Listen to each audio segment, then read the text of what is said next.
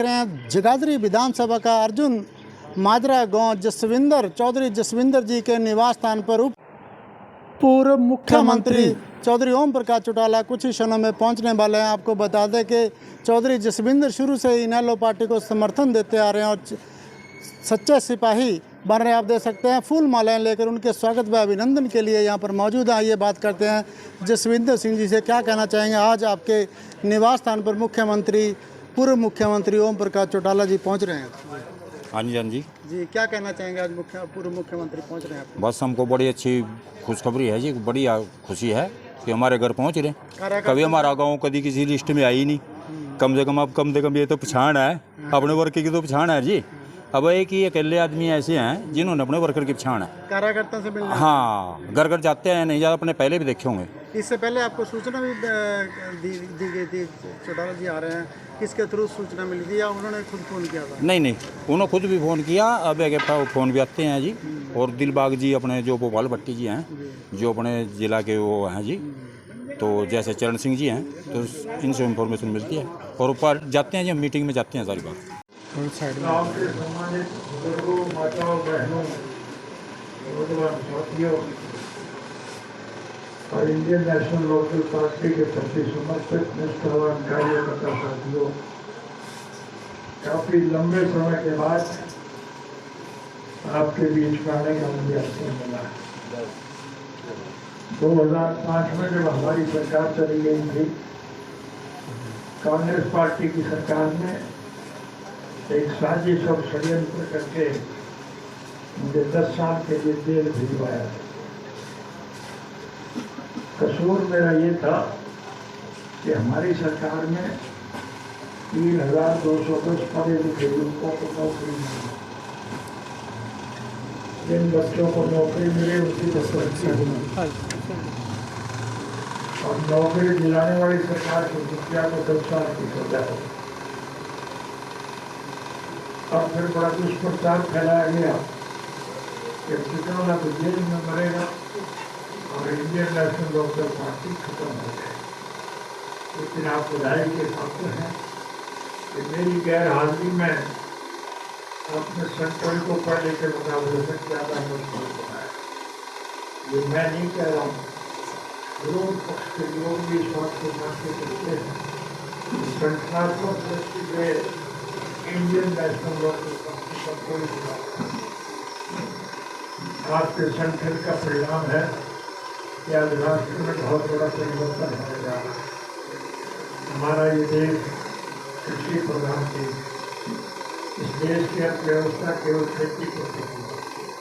अगर किसान खुशहाल है तो देश माला माल है, और अगर किसान कंगाल है तो देश का बुरा हाल है। और आज जो देश की हालत है उस पर अगर मैं विस्तार से चर्चा करूँगा तो बहुत समय लगेगा, आपको बहुत तकलीफ होगी। इसलिए मैं ज़्यादा कुछ ना कहता हुआ आपसे केवल एक ही बात कहूँगा, इन हालात को बदलने के लिए आपको इकट्ठा होना पड़ेगा। आप सब इकट्ठे होकर के निर्णायक लड़ाई लड़ो ताकि आपका भविष्य उज्जवल बन सके, सवेरे फिर इस देश के राजभाग के मालिक बन सके। इस सबके लिए हमने सारे देश के वातावरण को बदलने के लिए स्वर्गीय चौधरी जयराम जी के पवित्र जन्म दिवस को 25 सितंबर को है, उससे हमने फतेहाबाद में विशाल रैली का आयोजन किया। आपसे विनम्र निवेदन करने आया हूँ कि उस रैली में सारे गांव के लोग ज़्यादा से ज़्यादा संख्या में जो साथी उमड़ा हो गए, बैठ गए, सरकारिए गए या स्वास्थ्य बचे लोग जो हमें छोड़ के चले गए, वो सब नए सिरे से फिर आपके साथ जुड़ना चाहते हैं। हमारा किसी से कोई विरोध नहीं, हमारा किसी से कोई विरोध नहीं, हमारा कोई व्यक्तिगत स्वार्थ नहीं, हमारा कोई राजनीतिक स्वार्थ नहीं। हमारी तो केवल एक सोच है कि इस कृषि प्रधान देश का हम आगे संपन्न हो, समृद्ध हो। और इसके लिए चौधरी जयराम जी ने जन्म से लेकर के आखिरी सांस तक चलना और उसकी बात के लिए थी कि आम नागरिक की मूलभूत सुविधा रोटी कपड़ा किसान शिक्षा और स्वास्थ्य का प्रबंध सरकारी तौर पर किया गया। उन्होंने सारी वो संघर्ष किया, लेकिन दूसरे वर्ग के लोगों ने सफल नहीं हुए। आज हमारे बीच नहीं है, लेकिन उनका सिद्धांत हम मानते हैं। हमारी सोच है उनके स्वतंत्र सरकार कि इंडियन नेशनल लोकदल जो पिछोड़ा चौधरी देवीलाल जी की थी, इस सौदे को आप शब्दों में देख सकते से चलता। लेकिन जब ये पौधा फल देने लगा तो लुटेरे वर्ग के लोग इसका फल छोड़ देते। आज फिर परिस्थितियाँ बदल गई। आज फिर लोग जो है मुझे विश्व के 152 मुल्कों में जाने का अवसर मिला। पैर सपाटे के लिए नहीं, भारत वर्ष के राजनीतिक, आर्थिक और सामाजिक हालात की जानकारी हासिल करने के लिए गया। तो मुल्कों में जाकर के मुझे एक बात की बहुत प्रसन्नता है कि अब सारे विश्व के सतह पर भारतवर्ष एक ऐसा आक्रमण देश है जिसमें सभी धर्म और मजहब के मानने वाले लोग आपसी प्रेम प्यार और भाईचारे से मिलजुल करते हैं।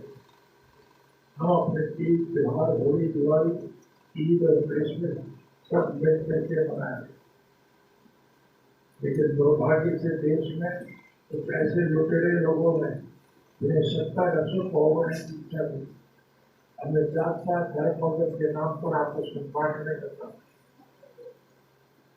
और उसका दुखद परिणाम ये निकला कि आज देश का बंटवारा हो गया और इन लुटेरों के हाथ में सत्ता आ गई, सत्ता विलुप्त कर दी। इस प्रकार के टैक्स लगाए गए जिससे सारा पैसा देश के मुट्ठी पर बड़े जो औद्योगिक भाग है, बिरला, टाटा, डालमिया, मोदी और रानी जैसे लोग या अंबानी जैसे लोग हैं, उनके घरों में देश पर बात। इसलिए हम कुछ भी लोग चोरी करते हैं। देश से यहाँ होने के बाद मैं सबसे पहले उन लोगों का आभार व्यक्त करने के लिए गया जो पिछले एक साल से गर्मी, सर्दी और बारिश की परवाह किए गया। भूखे प्यासे दिल्ली की सड़कों पर इसलिए मेरा बनाए बैठे थे। केंद्र की सरकार की तरफ से जो किसान के खिलाफ 3 काले कानून बनाए गए हैं, वो कानून समाप्त किए गए। प्रधानमंत्री इस बात से बधिर था कि ये कानून वापस नहीं हो सकते, बने हुए कानून कभी वापस नहीं हो सकते। लेकिन मैं बधाई दूंगा उन भाइयों को जिन्होंने दृढ़ निश्चय के साथ ये संकल्प लिया कि हम मर जाए, लेकिन जब तक ये काले कानून समाप्त नहीं होंगे हम इस धरने से नहीं होंगे। झट मार करके प्रधानमंत्री को इस बात का एहसास हुआ और उसने तीनों काले कानून वापस किए। लेकिन फिर भी लोग आज पूरी तरह से संतुष्ट हैं। मैंने खासतौर से देखा कि उस धरने में 36 प्रांतीय के लोग, हिंदू, मुस्लिम, सिख, ईसाई, चमार, धानक, वाल्मीकि, लेकर खतीब, खाती, कुम्हार, लुहार, मणिहार, सुनार, नाई, तेलू, धोबी, मोती, व्यापारी और दुकानदार, कर्मचारी, कारखानेदार और मजदूर, किसान और कमेरा, 36 बिरादरी के लोग, हर धर्म और मजहब के मानने वाले लोग वहाँ उस धरने पर इकट्ठे। देश का वातावरण बदल रहा, उन्हें 36 बिरादरी के लोग इकट्ठे हो रहे हैं और इसका सुखद परिणाम ये निकलेगा कि राजनीतिक परिवर्तन आए। लेकिन उस राजनीतिक परिवर्तन को लाने में आपको अहम भूमिका देना है। इंडियन नेशनल लोकदल पार्टी की अपनी एक पहचान करनी, इसके लिए स्वर्गीय चौधरी देवीलाल जी का जन्मदिवस आपके फतेहाबाद में मना रहे हैं 25 सितंबर। भाषण देने के लिए नहीं, आपको निमंत्रण देने के लिए आया कि आप सारे के सारे वहाँ 25 सितंबर को आप लाखों की फतेहाबाद 25 सितंबर को आपको लाखों की संख्या में जब वो देखेंगे तो विभिन्न राजनीतिक पार्टियों के अग्रणी नेता जो वहाँ बैठे हुए हैं, तो तीसरा मोर्चा बनाने का संकल्प है। तीसरा मोर्चा जब बनेगा, सब लोग जब इकट्ठे होंगे तो फिर वातावरण बदलेगा। तो मेरे इस देश के राजभाग के मालिक होंगे और लुटेरे जेल की सलाखों के पीछे बंद किए राजनीतिक परिवर्तन आएगा। और जब आपकी सरकार बनेगी तो मैं आपसे वायदा करके जा रहा हूँ कि आपको हर प्रकार की सहूलियात देंगे। ये बिजली जो आती है चली जाती है, हम पूरी मात्रा में आपको देंगे। आपको बीज और खाद के लिए लाइन में नहीं लगना पड़ेगा। बूढ़ों की जो पेंशन काटी गई है, हम ब्याज के समेत उनको उस पेंशन के पैसे भिजवाएं और पेंशन और बढ़ाएं। हमारी सोच होगी, ये सरकार जो आपकी पंचायत की जमीन को लूटने के लिए कानून बना रही है, हम इन सब कानूनों को समाप्त करें। किसान अपनी जमीन का वाहिद मालिक होगा।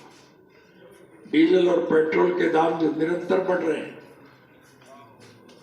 हमारे ट्रैक्टर कैसे चलेंगे, इंजन कैसे चलेंगे, ये दिक्कत आएगी। इसलिए हम उनके दाम कम करें।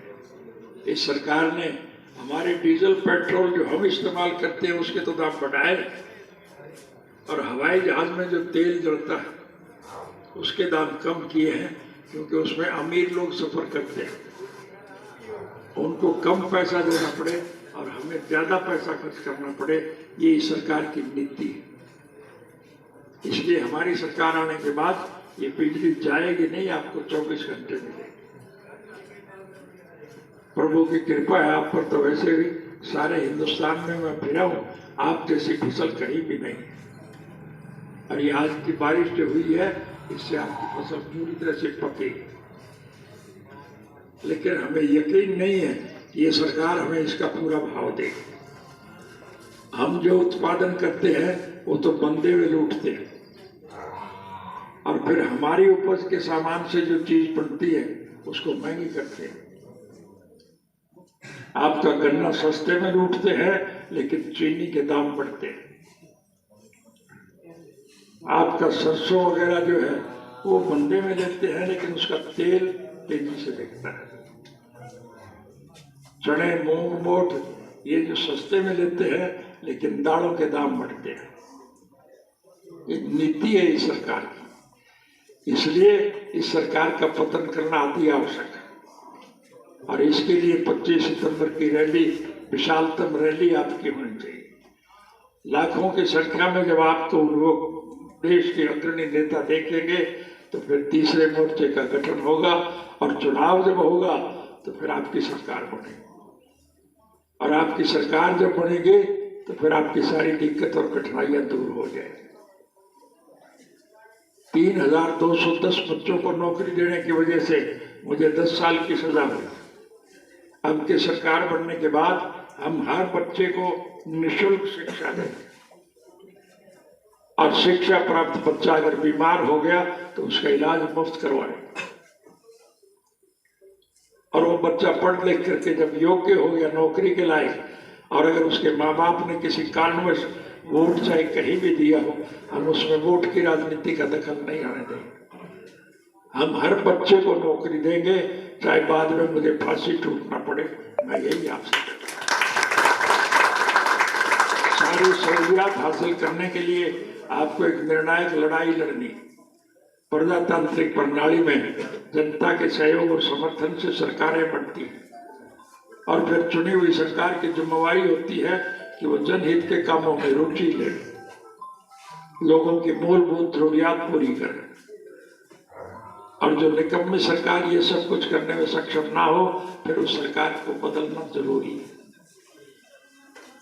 सीधी सी भाषा में मैं एक ही बात कहूंगा, राज बना लो, फिर तेरे सारे कोटरे काट दो। हमारी सरकार में मैं हर घर में आया करता था कि नहीं आता था? आपके गांव में भी आया था कि नहीं आया था? और जो मांग आपने रखी वो सारी मांगनी कि नहीं मानेंगे? हमने परिस्थिति बदल दी थी। हमारे राज्य में लोग सरकार के पास नहीं जाते थे, सरकार लोगों के पास जाती थी, और लोगों के दुख तकलीफात को दूर करके लोगों की मांग के मुताबिक सारे काम किए जाते थे। अब पुनः सरकार बन जाए आपकी, तो फिर आपको वो सारी सहूलियात फिर मिलेगी। यही बात कहने के लिए मैं आज आपके बीच में आया। आपने मुझे जोगाद प्रेम प्यार और स्नेह प्रदान किया, उसके लिए मैं आपका हार्दिक धन्यवाद करता हूँ।